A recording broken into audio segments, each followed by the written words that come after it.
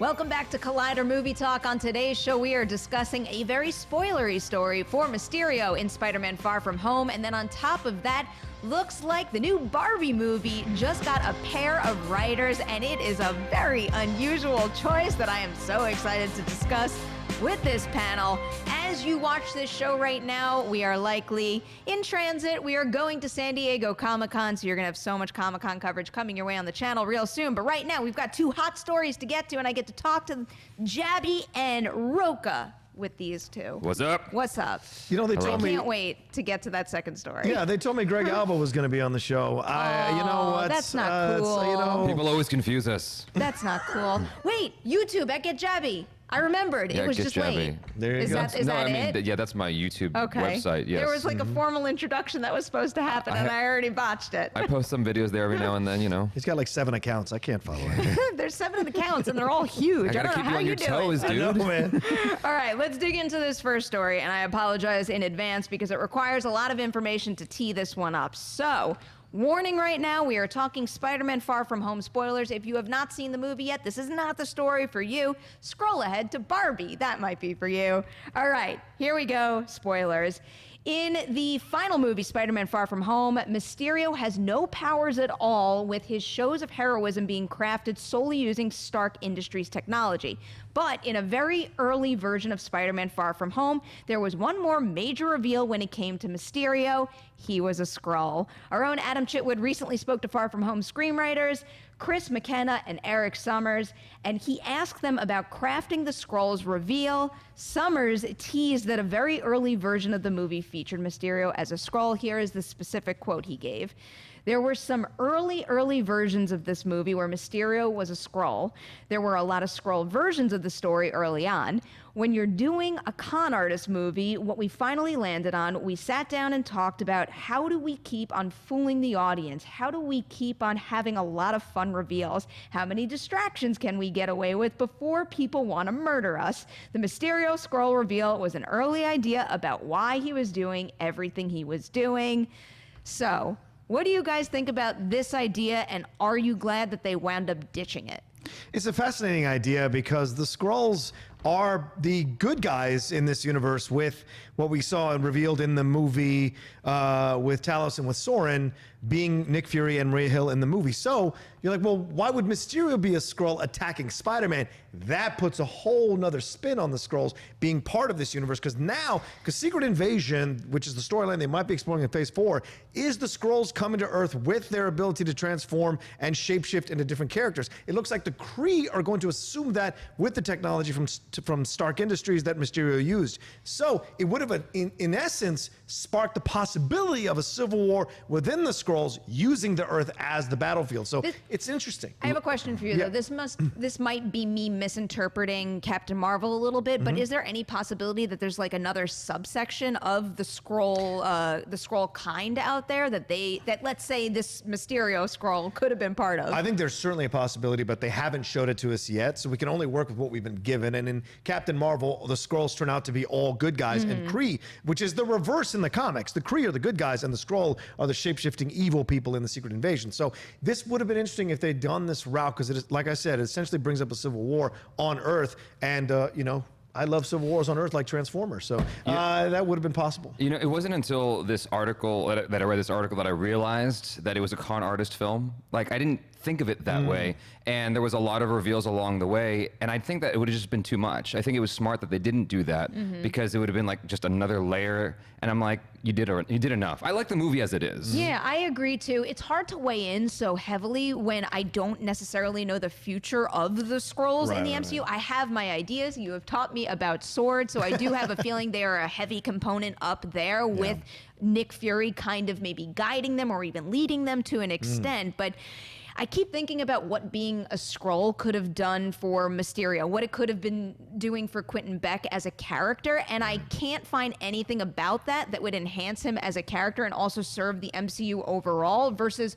what we got as a human being using Stark technology. Yeah, my first question was why? Why this? Yeah. Even the reveal of Nick Fury being a Skrull as far as I know he's actually in the space station thing. Like, but why? I mean, I'm sure we'll get an answer later on, but it's just like, but why? Like, why did that have to be? Like, how does that enhance anything? You know? Oh, you mean the ending of the movie? You're actually asking that Yeah. question. Oh, well, I think because Nick wanted to keep tabs on Spider-Man to see what he could do. Talos has obviously been working with Nick for like 3 decades now, since Captain Marvel, or 2.5 decades. And so he's like figuring out what he can do on Earth. And Nick Fury can't be everywhere at once. So him being up on Sword is his way of kind of protecting the Earth while putting his people that he's worked with before down there. Plus a whole Skrull crew, they're all going to be loyal to him. So just in case this doesn't turn out so well and they need extra firepower, they have the Skrull. So that's what Nick Fury is doing. Is it wise? We'll find out, because obviously Nick's old now. He's an older guy, can't do all the work like a young man used to at the beginning of the Avengers. So you got to farm it out a little bit in certain moments. So we'll see. I do wonder if maybe in this version of the script, Maria Hill and Nick Fury weren't even Skrulls, and It's maybe they possible. flip-flopped it, in which case it wouldn't necessarily be too much. But I was just so pleasantly surprised by the return of the Skrulls at all, because I thought they wrapped it up in Captain Marvel in a way that they essentially put a bow on top of it and could have sent them off and we might never have seen them. Also, because before Captain Marvel had come out, we had gotten so like neck deep in the whole Secret Invasion idea, like, oh, which Avenger is really a Skrull? And I'm kind of glad they didn't go that route in the end, because this feels fun and fresh and a little bit different, and it's got a lot of potential for the future. But I just can't quite figure out how big of a role they're going to play, because I don't necessarily want them to just be like, I don't even want to reduce them to this verbally right now, but I don't want them to be like Nick Fury's minions, if you know what I'm getting at. Yeah. Like, I just want Talos to have a really important leadership type role going forward. And I imagine that what's happening here is that we lost certain Avengers, other ones are off dealing with other things, and so Nick Fury needs to spend his time in multiple places. So I wonder if they're going to use this tool repetitively as the MCU continues.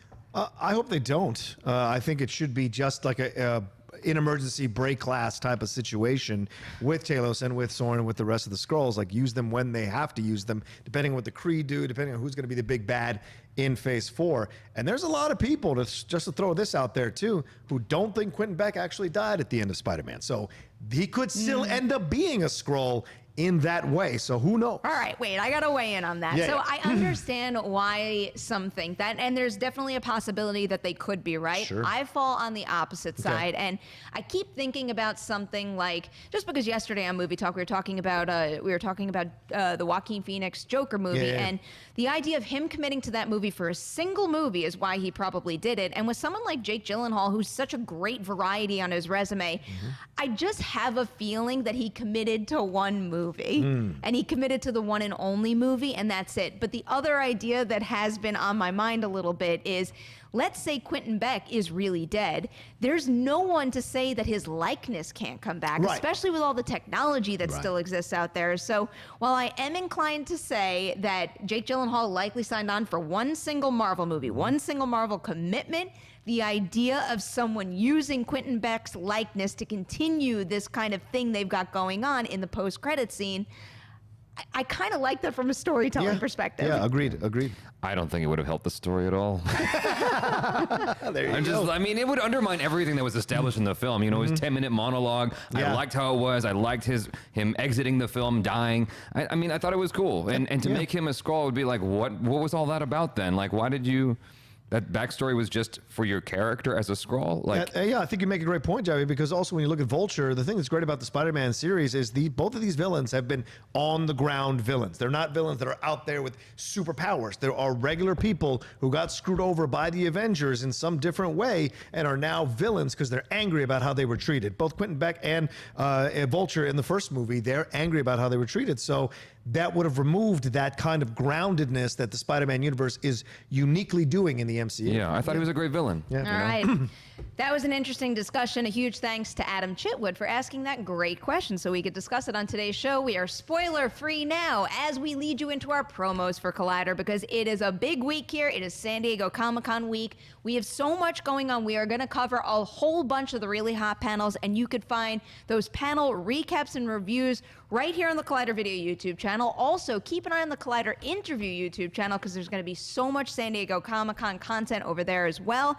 Then, if you're on the ground in San Diego, we've got a whole bunch of things you have to attend yourself.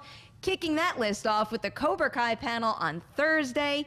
That one takes place at 4:45 in Ballroom 20. I am beyond honored to host that one. After that, Friday morning at 11 a.m., our own Steve Weintraub is hosting a conversation with the Russo brothers in Hall H. Be sure to check that one out. And then we are wrapping up our San Diego Comic-Con 2019 with our own panel.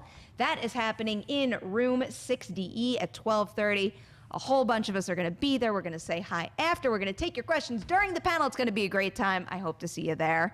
Story number 2 today. This one is fascinating me. I'm also happy that I don't have to introduce too much about it. So, according to THR, Greta Gerwig and Noah Baumbach have been tapped to co-write the Barbie movie that stars Margot Robbie over at Warner Brothers, and Gerwig is also being eyed to direct. This is an unusual fit. This is the last direction I thought that they would go in for a movie like this. Does anyone feel otherwise? This is so weird, man. Yeah. This is such a bizarre thing. I feel like the time to have attacked this was when the song came out, I'm a Barbie doll. That's when you know. I'm a Barbie girl, A Barbie Jaby. girl, you know what I'm saying. That would have been the time. That would have been the time to You like missed the point of make the a song, story. Jaby. Yeah. But you get what I'm saying, right? I mean, because I looked at Noah Baumbach's profile on IMDb, and the only film of his that I finished is Madagascar 3. No. Oh, Madagascar 3? That's the only one. I loved Madagascar 3, but I tried watching Life Aquatic. I got about 30 minutes in, and my brain I couldn't. And then he did the Meyerowitz stories on Netflix. And Wes Anderson is the is Life Aquatic. But didn't he write Life Aquatic also? Okay, maybe I got my Wes facts rarely wrong. doesn't. I'll look at my IMDb Did you see later. The Squid and the Whale? I didn't. Is it good? That's good. a great option. Yeah, Noah Baumbach, that's a fantastic film. He does have a but- bunch of really great But films. he did Meyerowitz stories, right? That was him on Netflix? Is that Yes. him? Okay. Mm-hmm. Yeah. He wrote that, and he also directed that. But nothing He about also Life directed Mistress America. I really like. I love While We're Young as well. Frances Ha, Greenberg. Those are all big winners, and then of course The Squid and the Whale as well. He did write Life Aquatic with Wes Anderson, so Okay, that was so I you was were not- fine there. I was not He wrong. just didn't direct it, right? Y'all scared me for I a mean, second. when you Made me talk about doubt myself. when you talk about his Jesus. writing credits too, it's like there's standouts like Fantastic Mr. Fox. Yeah. He definitely has so many great credits to his name. It's just when you pair him and Greta Gerwig together, and I think about the projects that they've worked on together, that doesn't necessarily say to me wide appeal studio level Barbie movie. Absolutely. And I don't think that's necessarily a bad thing. For me, someone who is well aware of this project and that it's happening, you don't really have to sell me on it. I'm just curious. I want to see what they do with a Barbie movie no matter what. I am a little more concerned, depending on how much they're spending on this movie, for the wide movie-going public. Is this going to be a 4-quadrant film? Because we have to think about what the Barbie brand does for a company like Mattel also, and they want to appeal to the widest possible audience, and I can't necessarily say that most Greta Gerwig and Noah Baumbach movies do just that, but it could change with Little Women. I think that's a fascinating point you make, Perry, because obviously Mattel has to have input on this thing, and so it would be shocking to me that they're able to do a Barbie movie without Mattel's consent. And so I guess casting Margot Robbie makes sense because it's a woman who's hot in terms of it being in demand and also very attractive. So people are going to see she's a mainstream actress. That's part of it. Sorry, it's reality. No, I agree with you. People are going to see this movie possibly for her, but it's not like Mary Queen of Scots didn't sell out the theaters. What was the other one where she was the assassin? That didn't do so well either. Focus? Yeah. Oh no, the one that was last year. I forget what it was. She was There's like a Focus, there's Whiskey Tango Foxtrot. yeah. There was another one-word one that she did that kind of Another came and one-word went. one. Kind of came and went. And so you look at the situation and you say, okay, is this going to work? But you've got mumblecore here with Greta Gerwig and with Noah Baumbach. And although I enjoyed Lady Bird, I have not really enjoyed their collaborations because I don't really find Greta Gerwig that interesting as an actress, but as a director, certainly Lady Bird, she killed it. So if they're going to come together and Noah's going to write a quirky Wes Anderson type of film with Greta Gerwig directing, starring Margot Robbie, then I have a little more unique interest because I love Wes Anderson stuff. My interest is piqued to see how they handle this Barbie, respecting it, but also making fun of the Barbie stuff. Are you thinking of Terminal? Yeah, Terminal. I don't think that was a wide wide release, so I wouldn't necessarily went. put that as like a knock on don't That was going for a completely different audience than most of her other stuff. That's fair. Do we know anything about the story about this at all? No, right? I don't believe so. And I what don't was think the- we have any specifics You yet. you mentioned budget earlier. What was the budget of this? Or what? Oh, did I the have no project- clue. This was a project that actually existed for a while over at Sony, and there were so many different people attached at a point. I think there were rumors that Patty Jenkins was going to direct, and I think that iteration, I think that was still the Margot Robbie iteration, but at a point there was Anne Hathaway, and it was Amy Schumer was the other name that was attached to play Barbie. So this has gone through one heck of an evolution, and really, even though it seems like an unusual fit to me right now, I do think the team of Gerwig, Baumbach, and Robbie has a lot of potential. And she's not even just starring in it; she's also a producer. And I really respect what she's been doing as a producer. Do you mean Gerwig or do you mean Robbie? Margot Robbie, Right. basically pushing projects that usually wouldn't get made. And I just get the sense from her that unless she has some like really valuable creative input and she gets really excited about a project for an important reason, I don't think she would commit herself to it. Who's this for, though? What audience is this movie That's what for? Perri asked, the four that's my quadrant thing. that's my big That's question so right now. confusing to me. Like, are you appealing to the people who grew up with Barbie, or are you appealing to kids now, like who are playing with these toys? This is not a mainstream lineup. I don't understand why this isn't just an animation like they've done already. That's the Barbie Like a movie. stop action one? I would love a stop no, motion they've- Barbie Stop motion movie. rather, sorry. They've yeah. done like. Actually, maybe I'm thinking of video games. They've had Barbie video games. Yes, they have. You could just do something like that. And animation makes They've the had most amount of Barbie sense. animated series, Yeah, that's for That's sure, really yeah. all you need to do, and that'll make the money that you need to make with this. So what you're saying is they're overthinking this thing. Yes. Who are you trying to sell to? Like, it feels, again, I keep using this word, but it feels like virtue signaling all over again. Like, who are you trying to sell to? Yeah. Like, why are you doing this? Just go with what it is. They're trying to be cool about something that has been taking hits over the last few years for being a bad role model for young girls. This is an interesting game they're walking in, or minefield they're walking into. Yeah, and I hope they address things like that, because even though this is an obvious brand that needs to have four quadrant appeal, if you take the easy route, moviegoers are smart enough that they're going to sniff you out. They're going to know that this is like flat and uninteresting and not worth their money. So I feel like they do have to be bold and daring. I'm just curious to know if the bold and daring right choice was to hire Gerwig and Baumbach. What if they did Into the Barbie-verse? Like, just like Spider-Verse, you got your different kinds of Barbies. That would be nuts.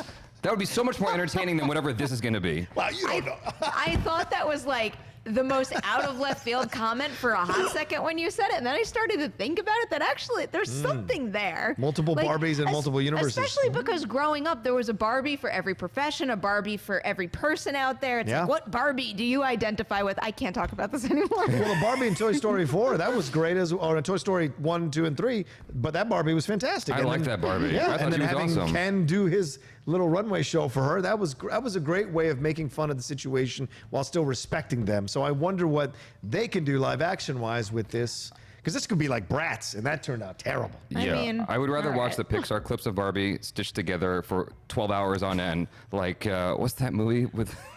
Jesus, Oh, no. What's the where he was tortured with the eyes open? Clockwork Orange. Orange? Oh, Like, yeah. I'd rather do that than watch whatever this is going to be. How did we get there? I think the conclusion here is that I preferred Teenage Mutant Ninja Turtles as a kid anyway. So it doesn't matter. Yes. All right, let's take one Twitter question before we close this out from Steve Calderon, who's asking, It Chapter 2 is tracking to become the biggest opening for an R-rated movie at $136 million.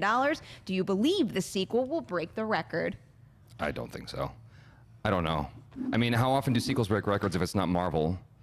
Like, does it happen? All that Dark Knight I broke. do not have a chart handy. But Dark Knight, I think Dark Knight bested Batman Begins. I'm fairly certain it Well, did. a good example to bring up is probably Deadpool and Deadpool 2, in which case it didn't best the original, but right now for R-rated releases, those are the two movies that gotcha. hold the number 1 and 2 spot on the charts. I don't know, because the first one was like, oh, it's back. This is awesome. The second one is like, oh, we've been here. And Jessica Chastain's taking front and center. Yeah. And I heard something like complaints about it online. I didn't dive too deep into it, but that she's taking like the attention of it when it's supposed to be a team thing. Maybe I misunderstood. Oh. You know what I'm talking about? Yeah, I don't know see about that. Seems a bit nitpicky, but I see that. I'm not voicing Yeah, that I know you're complaint. not. I I'm know like you're not. Beth trying has to. such a powerful story too, though. Yeah. It's like, I mean, she does take, it is a group story in the book as well, but she does take the spotlight, and it's a really powerful arc that she has. So I've got no problem seeing her dead center in the posters. And she's the only girl in that group, so she's going to have, and a woman in that group when they get older, so she has to have that kind of spotlight on her because of that situation. Mike, I think, gets short shrift at being the only black member of the crew. Mike gets a little bit of the short shrift, in my opinion, in the story. We'll see how they address that but I think it will absolutely destroy the first one in terms of box office because of the cast. The cast is huge, and also you didn't have that for the first one. And also Muschietti coming back and them continuing the story, and the kids, people have an interest, and people just rediscovered this on home video, on whatever, who maybe didn't go see it in the theater. And so I think it'll come out and it'll be huge. And horror's been blowing up like crazy anyway. For once, I'm going to agree with you on something. I actually have very high hopes. Again, the kids, they're phenomenal, and they're a sensation, and people will go and see just the kids. And now you add this all-star adult cast too. It's that 1-2 punch that's just undeniable. And I think that it left people in a place where they're wanting more. And then when you look at the release date calendar, and this doesn't necessarily speak to opening weekend, but I think this bodes well for the entire film's run. Actually, this first part does bode well for its opening weekend. I think the only big release before it is Hobbs and Shaw. Yeah. So it's got this huge wide gap where there's no big summer blockbuster type movie. So it is in prime position yet again to earn a crazy amount of money at the very beginning of September. And then after that, it has so much breathing room before we get the Joker movie that this thing could pile on a ton of money and be another huge success. All right, I've changed my mind. Okay. Well, my job is done here. I have convinced Jaby of something he didn't believe before. All right, we are going to say goodbye. Jaby, as always, it is a pleasure having you here. Rocha, you as well. You work super hard, and you're awesome. Thank you. Adam in the booth. Is Adam back there now? You rock. Thank you for all your hard work, too. Guys, I hope you are keeping an eye on the channel. We have so much Comic-Con content coming your way. And on top of that, we are recording a new movie talk tomorrow in San Diego. So guess what? I expect you to be right back here tomorrow, 3 p.m. PT, for a new episode.